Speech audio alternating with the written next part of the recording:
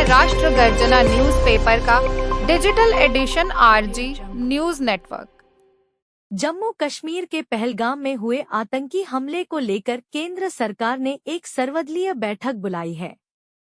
इस हमले में 26 लोगों की जान चली गई।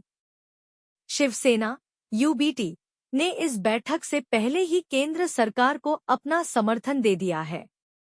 पार्टी के लोकसभा सांसद अरविंद सावंत ने संसदीय कार्य मंत्री किरेन रिजिजू को बताया कि वे बैठक में शामिल नहीं हो पाएंगे, लेकिन उन्होंने सरकार को पूरा समर्थन देने की बात कही।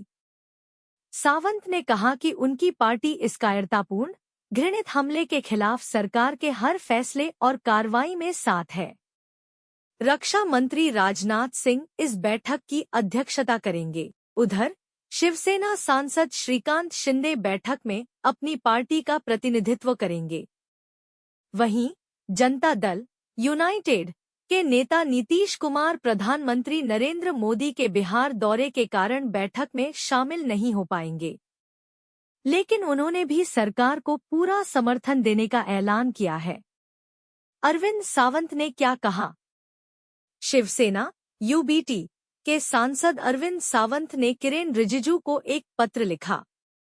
उन्होंने लिखा कि मुझे आपका सर्वदलीय बैठक का संदेश मिला, लेकिन मैं आपको यह बताते हुए खेद व्यक्त करता हूं कि मैं कुछ जरूरी कारणों से बैठक में शामिल नहीं हो पाऊंगा। मैं आपको शिवसेना उद्धव बालासाहेब ठाकरे पार्टी की ओर से विश्वास दिलाता हूं कि इस मुश्किल समय में, जब आतंकवादियों ने 28 निर्दोष पर्यटकों की हत्या कर दी है, हम इस कायरतापूर्ण, घृणित हमले का मुकाबला करने के लिए केंद्र सरकार की ओर से शुरू किए गए फैसलों और कार्रवाई के साथ मजबूती से खड़े हैं।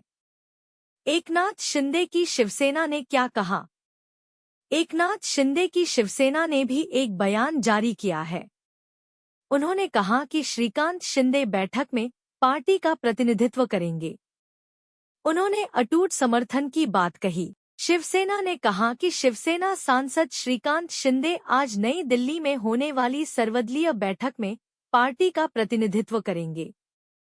जम्मू और कश्मीर में हाल के घटनाक्रम और चल रही राष्ट्रीय सुरक्षा चिंताओं को देखते हुए श्रीकांत शिंदे राष्ट्रीय एकता, सुरक्षा और पहलगाम हमले से प्रभावित प्रत्येक नागरिक के लिए शिवसेना के दृढ़ रुख को व्यक्त करेंगे।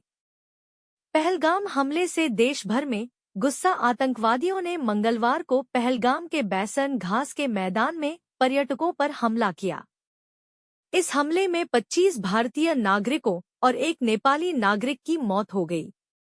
कई अन्य घायल हो गए। 2019 के पुलवामा हमले के बाद यह घाटी में सबसे घातक हमलों में से एक है। पुलवामा में सीआरपीएफ के 40 जवान शहीद हुए थे। इस हमले के बाद पूरे देश में शोक की लहर है। सरकार और राजनीतिक पार्टियां इस हमले की कड़ी निंदा कर रही हैं। सभी एकजुट होकर आतंकवाद के खिलाफ लड़ने की बात कर रहे हैं। सरकार ने कहा है कि वह इस हमले के दोषियों को बख्शेगी नहीं।